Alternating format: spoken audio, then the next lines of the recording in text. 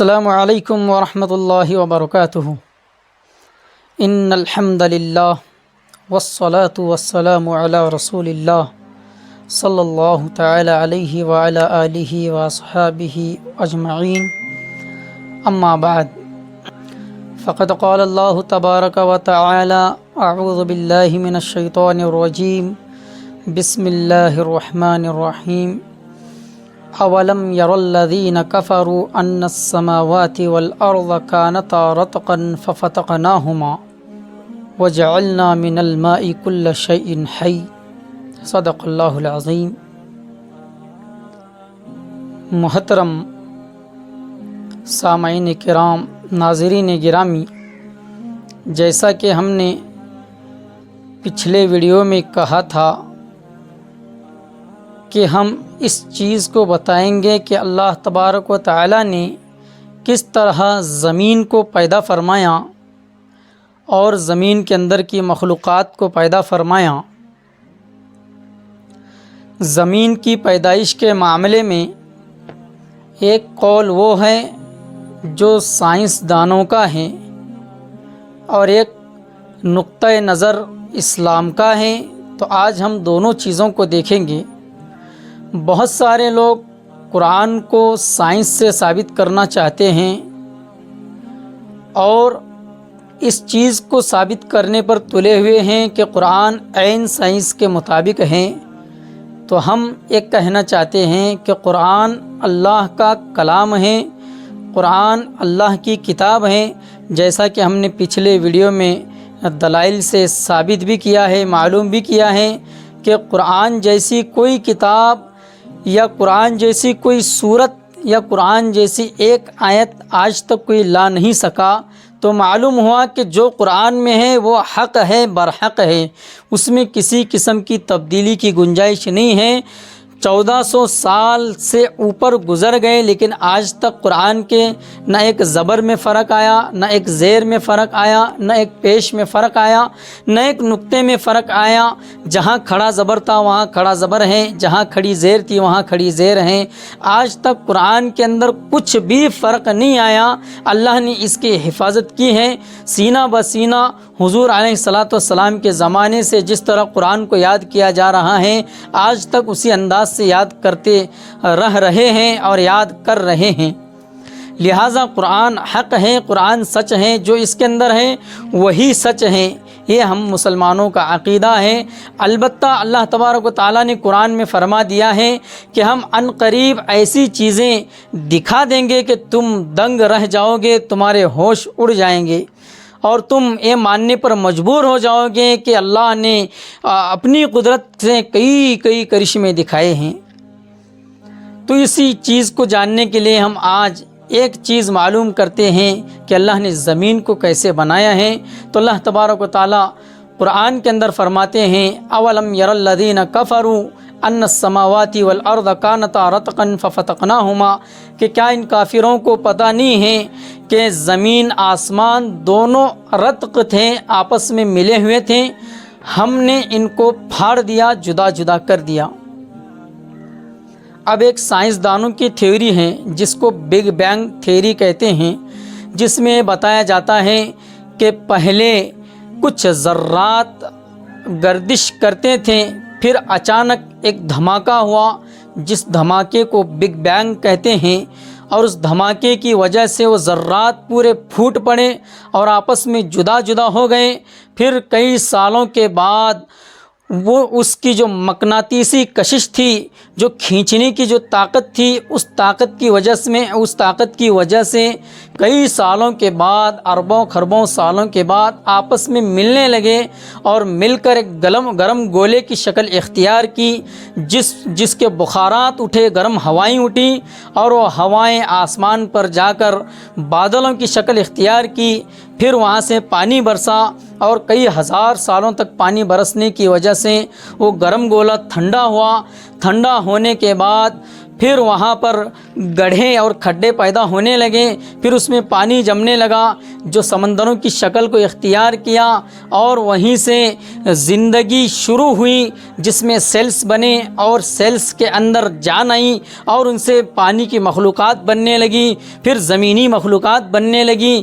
اس طرح یہ دنیا وجود میں آئی۔ یہ بگ بینگ تھیوری ہے۔ لیکن قرآن کیا کہتا ہے زمین کی تعمیر کے بارے میں؟ تو ہم آپ کو بتاتے ہیں کہ قرآن کہتا ہے زمین آسمان دونوں ملے ہوئے تھے، اور ایک اچانک اللہ تبارک و تعالیٰ کے کن سے، جب اللہ تبارک و تعالیٰ کسی چیز کو بنانا چاہتے ہیں تو اللہ کہتے ہیں کن ہو جا، تو وہ چیز ہو جاتی ہے۔ اللہ تبارک و تعالیٰ نے اپنے امر کن کے ذریعے سے دونوں کو پھاڑ دیا۔ تقریباً دونوں میں کہیں نہ کہیں اتفاق ہے، کہیں نہ کہیں دونوں رائےوں میں ایک ملتی جلتی رائے نظر آتی ہے کہ وہاں بھی ایک بڑا دھماکہ ہوا جس کے ذریعے ذرات پھوٹے، اور سورج، چاند، ستارے جو ہم آج اپنی ملکی وے گلیکسی میں دیکھتے ہیں وہ ساری چیزیں آج ہمیں نظر آ رہی ہیں۔ تو اللہ تبارک و تعالیٰ بھی کہتے ہیں کہ زمین آسمان دونوں ملے ہوئے تھے، پھر ہم نے ان کو پھاڑ دیا۔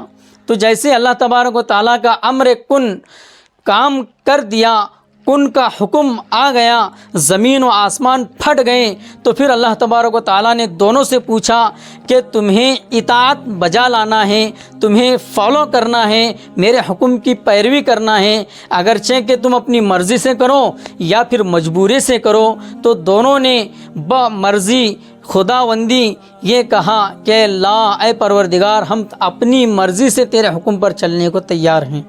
لہٰذا اللہ تبارک و تعالیٰ نے زمین کو پھیلنے کا حکم دیا اور زمین پھیلنا شروع کر دی۔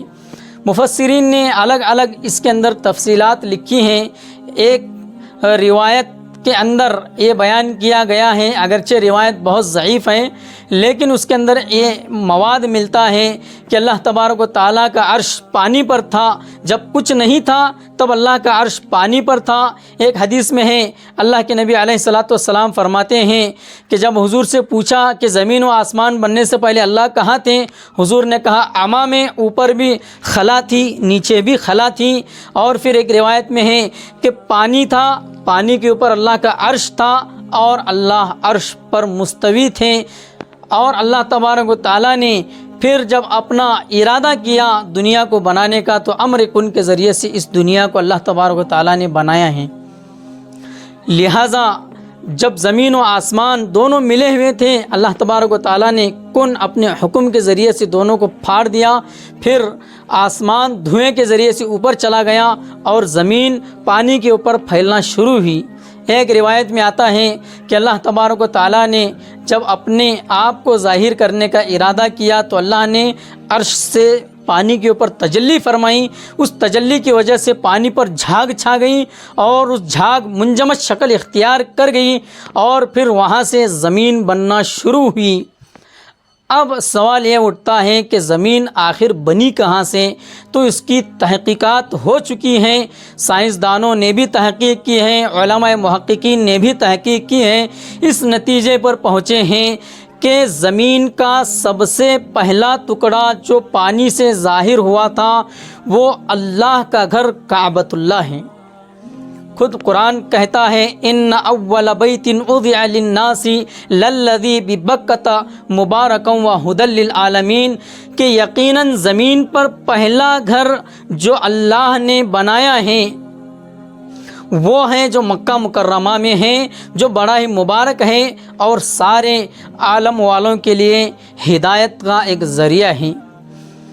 معرف القرآن کے اندر مفتی شفیع صاحب نے بڑی تفصیل کے ساتھ اس مضمون کو بیان کیا ہے اس آیت کے تحت میں، اور اس چیز کو حضرت نے ثابت کیا ہے کہ جبل ابی قبیس کے جو پتھر ہیں وہ دنیا کے سب سے قدیم ترین پتھر ہیں، یہ سائنسدانوں نے اپنی کوشش سے معلوم کر لیا ہے۔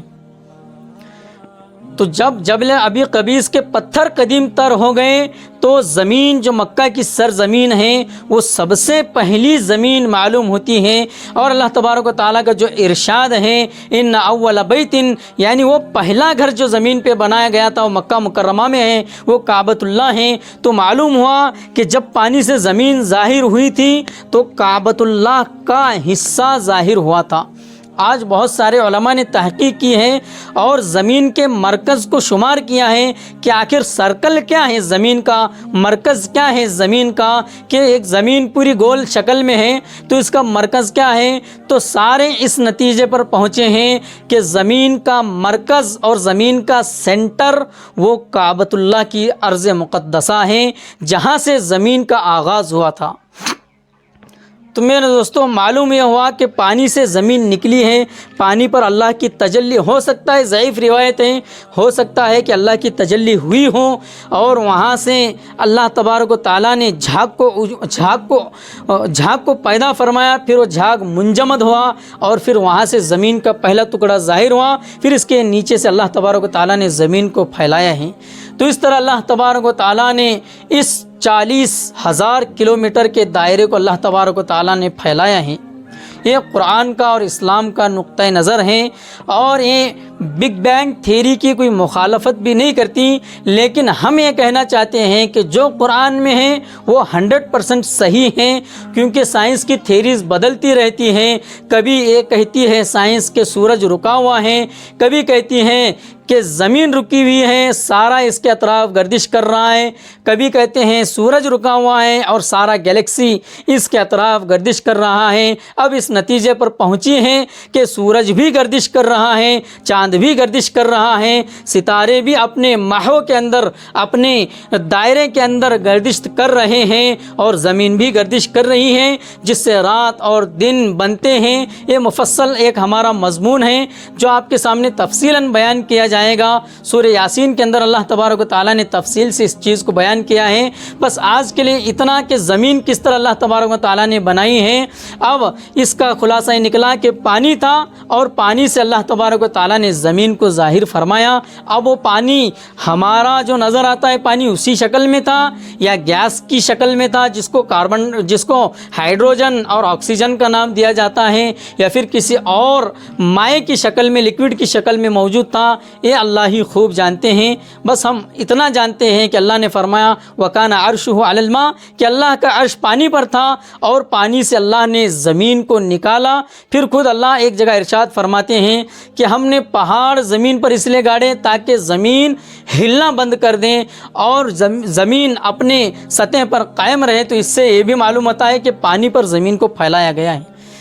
لہٰذا نتیجہ یہ نکلا کہ اللہ تبارک و تعالیٰ نے پانی سے زمین کو نکالا اور پھر پہلا حصہ کعبۃ اللہ کا ہے، پھر وہاں سے اللہ تبارک و تعالیٰ نے زمین کو پھیلایا ہے۔ اس طرح یہ ہماری کائنات پھیلی ہیں۔ اللہ تبارک و تعالیٰ فرماتے ہیں کہ ہم نے زمین کو 2 دن میں پیدا فرمایا ہے، 2 دن میں وما فیہا، اور زمین کے اندر جو کچھ ہے اس کو 2 دن میں پیدا فرمایا۔ پھر اللہ تعالیٰ آسمانوں کی طرف متوجہ ہوئے اور پھر 7 آسمان کو اللہ تبارک و تعالیٰ نے بنایا ہے۔